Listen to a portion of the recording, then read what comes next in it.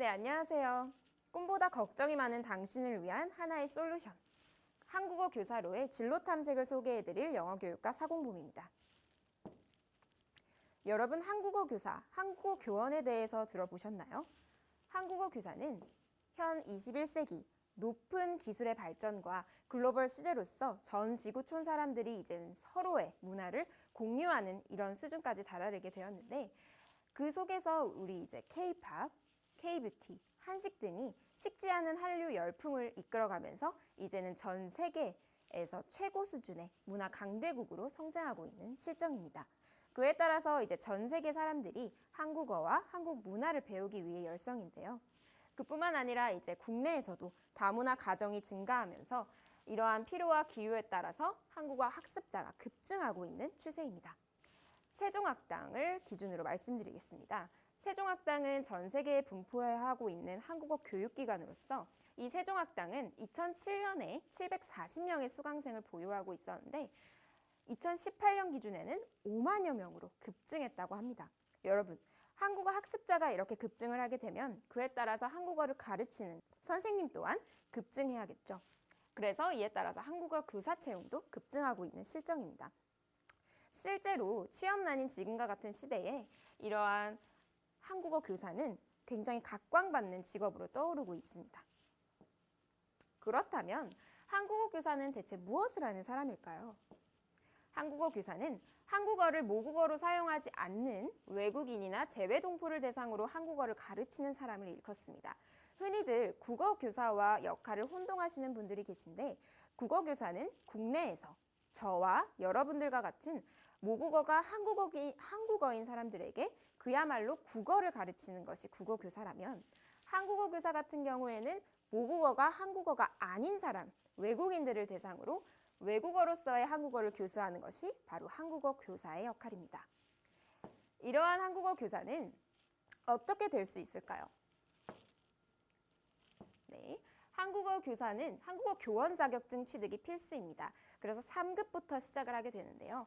이 3급과 2급의 차이를 한번 보겠습니다.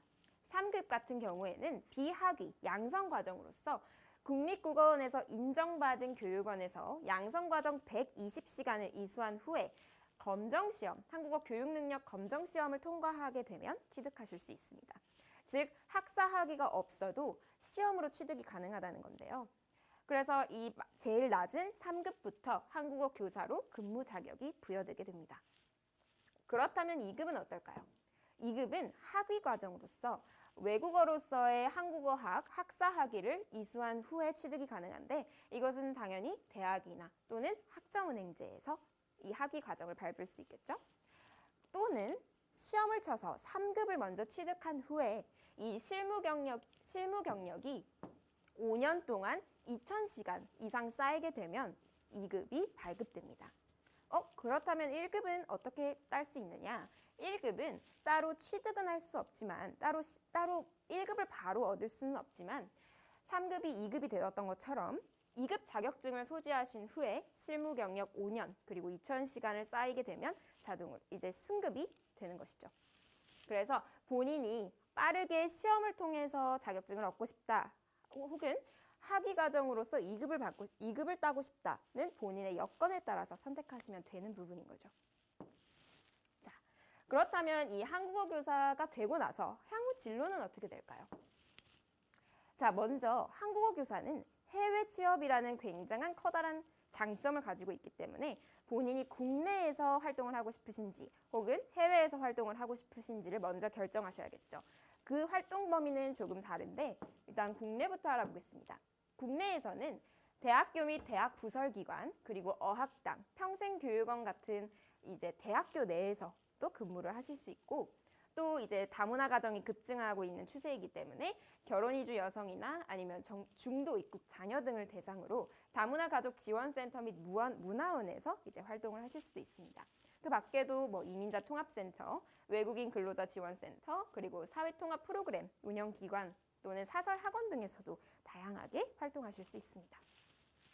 그렇다면 해외는 어떨까요? 해외에서는 세종학당, 문화체육관광부 산하의 이 세종학당은 전 세계에 분포하고 있는 한국어 교육기관입니다. 이 세종학당뿐만 아니라 또 전 세계에 분포되어 있는 한국문화원, 한글학교, 한국교육원에서도 활동하실 수 있고 또 한국어를 가르치고 있는 중고등학교 그리고 대학교까지에서도 이 자격증이 있으면 활동하실 수 있습니다. 그리고 우리 다 한 번씩은 들어보셨을 유명한 봉사활동 단체죠. 코이카 봉사활동에서도 이 한국어 교사의 자격으로 지원하실 수 있고 또 다 여러 가지 선교 활동 그리고 해외 진출 기업체 등에서 활동하실 수 있습니다. 이처럼 정말 다양한 활동군이 있는데요.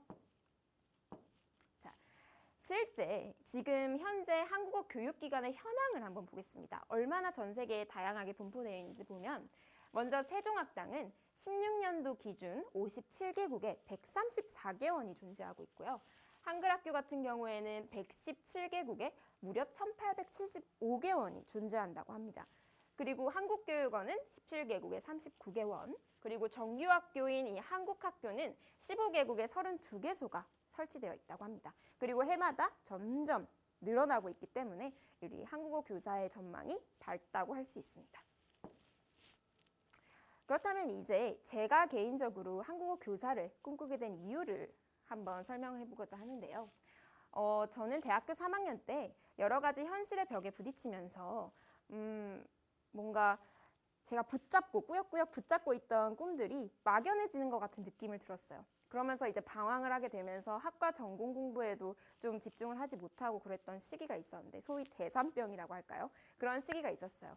그리고 이제 마음을 다잡지 못하다가 이제 제가 가장 먼저 해봐야겠다고 생각한 것이 바로 나에 대한 진지한 고찰을 해보자는 것이었어요. 다른 것들은 다 제쳐두고 내가 진심으로 좋아하는 것들은 무엇이 있는지 또 내가 남들보다 잘하는 것에는 어떤 것이 있는지 그런 적성과 흥미부터 고려하기 시작했어요.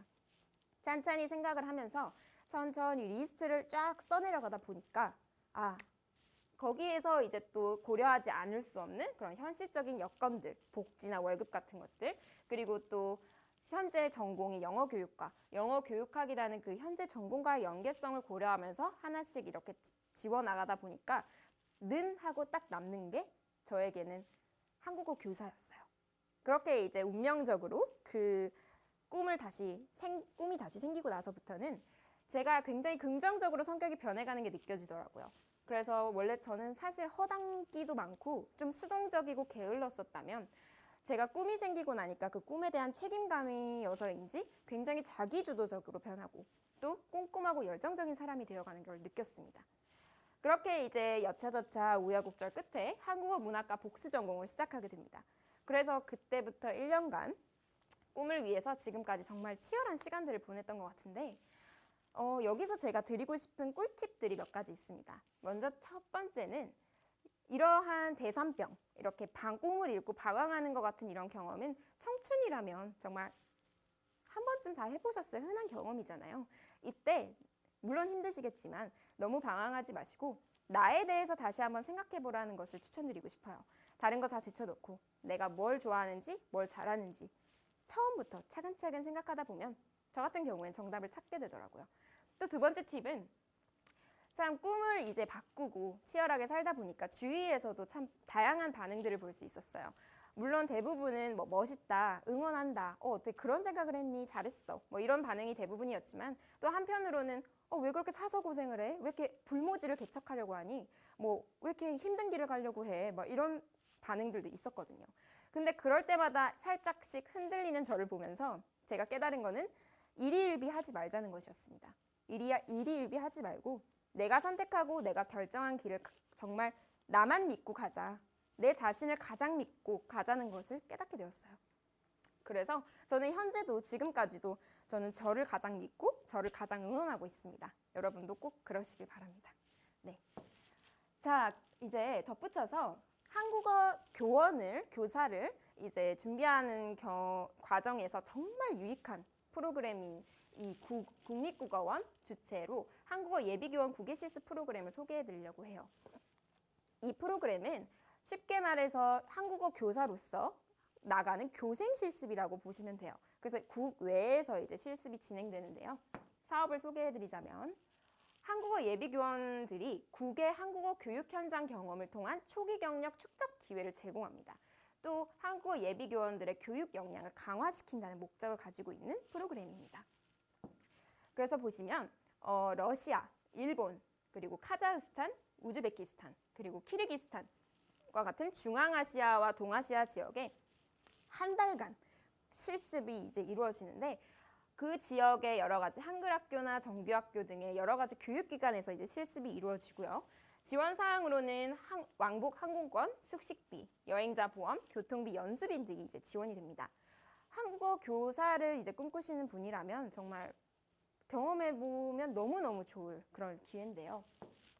자, 이제 참가 자격을 잠깐 볼게요. 이제 참가 자격으로는 정규 대학 한국어 교육을 전공하거나 부전공하는 전공 학사 3학년 이상 또는 석사 과정 2학기 이상인 자로 한국어 교원 자격증을 취득하기를 준비하고 있는 사람이라면 이제 참여를 하실 수 있는데 휴학생이나 졸업생도 당연히 가능하고요. 자격증을 취득하기 전이라면 이러한 기준에 따라서 이제 선발을 하실 수 있습니다. 참가를 하실 수 있는데 하지만 단 양성과정이나 학점은행제 이수자는 대상에서 제외됩니다. 그리고 디지털대 사이버대는 선발 대상에 해당이 됩니다. 그리고 이제 선발 절차를 보실 건데 선발 절차는 이게 너무 좋고 유익한 기회인 만큼 살짝 다소 까다로운 경향이 있어요. 그래서 보시면은 자 선발 접수 1차에는 서류 심사로 지원서부터 시작해서 자기소개서, 활동계획서, 그리고 수업 교환, 교수 추천서 등을 이제 심사를 하게 됩니다. 그렇게 1차 서류 심사가 이제 끝나게 되면은 2차는 1차 합격자에 한해서 2차는 이제 모의 수업 및 면접 심사가 이제 이루어지는데 여기에서는 10분에서 15분간 모의 수업이 진행이 되고 또 인성과 전공 지식을 면접 보게 됩니다. 그래서 이제 2차까지 합격자가 발표가 되면 3차도 있습니다. 3차는 국내 사전 연수인데요. 국내 사전 연수는 2, 3주간 학습 훈련을 하게 되는데 이때는 교환 작성, 그리고 교재 분석, 그리고 실제 시연부터 시작해서 토론, 참관, 그리고 내가 파견되는 나라의 언어 수업까지 수강하게 되는 그런 다양한 기회를 가질 수 있습니다. 이렇게 3차 국내 연수가 종료되면 그에 대해서 이수평가를 거친 후에 드디어 최종 합격자가 발표되게 됩니다. 자, 이렇게 우여곡절 끝에 1, 2, 3차를 거쳐서 최종 합격자들은 이제 드디어 국외 실습을 나가게 되는데요. 저는 러시아 사할린으로 파견을 갔다 왔습니다. 그 기준으로 말씀을 드리자면 국외 실습에 가서는 이제 현지 교사들의 실제 수업을 참관해 보기도 하고 또 제가 실제로 선생님이 돼서 아이들을 가르쳐야 되기 때문에 그 수업을 준비하는 과정에서 교환 작성은 물론이고 보조교재나 교구까지 정말 다양하게 만들어 볼 수 있는 기회를 가지게 됩니다. 그리고 실제 수업 시연은 다양한 교육기관, 정규학교, 한글학교, 그리고 초중고등학교, 대학교까지 그렇게 다양한 교육기관에서 초중고 대학생 그리고 성인까지 가르쳐 볼 수 있는 기회를 가지게 됩니다. 그럴 뿐만 아니라 이제 공개 토론회를 통해서 선생님들과 함께 여러 가지 의견도 나누고 토론을 하면서 피드백도 나누고 수업의 질도 높일 수 있는 기회를 가질 수 있고요. 또 문화체험 및 교류활동이라고 해서 이제 저희도 그들에게 우리나라 문화를 전파하고 또 그들도 우리도 그들의 문화를 배워가는 그런 교류 활동도 할 수 있다는 그런 좋은 기회를 가지고 있습니다. 실제 사진들을 볼까요? 접니다. 네, 제가 실제로 러시아에 가서 러시아 학생들 앞에서 수업을 진행했던 사진인데요. 이렇게 실제 수업 시연도 해보고 또 이렇게 수업에 쓰일 교구들을 직접 제작을 하고 또 이것들도 제가 제작한 것들인데 자모 수업에 쓰일 받침 카드도 만들고 연습지 그리고 활동 카드 같은 것들도 이제 여러 가지 창의적으로 되게 창의성을 높일 수 있는 그런 프로그램이었어요. 그래서 여러 가지 교구들도 만들고 그리고 이것은 이제 제가 문화체험 부스를 운영했을 때의 사진인데 저는 그때 갔을 때 한국의 전통 놀이를 소개하자 해서 제가 맡은 거는 이 투호였어요. 그래서 한복을 곱게 차려입고 이제 사람들에게 투호가 뭔지 그리고 투호를 직접 체험시켜 보면서 그렇게 문화를 알리는 그런 시간을 가졌었는데요. 그뿐만 아니라 이제 이렇게 저도 러시아의 전통 악기나 전통 인형 마트료시카를 색칠해 보면서 그들의 문화를 배울 수 있는 그런 시간을 가질 수 있었습니다. 이처럼 정말 다양한 경험들을 통해서 내가 정말 한국어 교사가 적성과 흥미가 맞는지를 알아볼 수 있는 그런 프로그램이기 때문에 정말 준비하는 과정이시라면 꼭 추천드리고 싶은 그런 프로그램이었습니다. 네. 자, 제가 말씀드린 정보들이 여러분에게 꼭 유익했으면 좋겠는데요. 여러분은 어떤 꿈을 가지고 계신가요? 그 꿈이 어떻든 무슨 꿈이든 그 소중하고 뜨거운 당신의 꿈을 응원합니다. 감사합니다.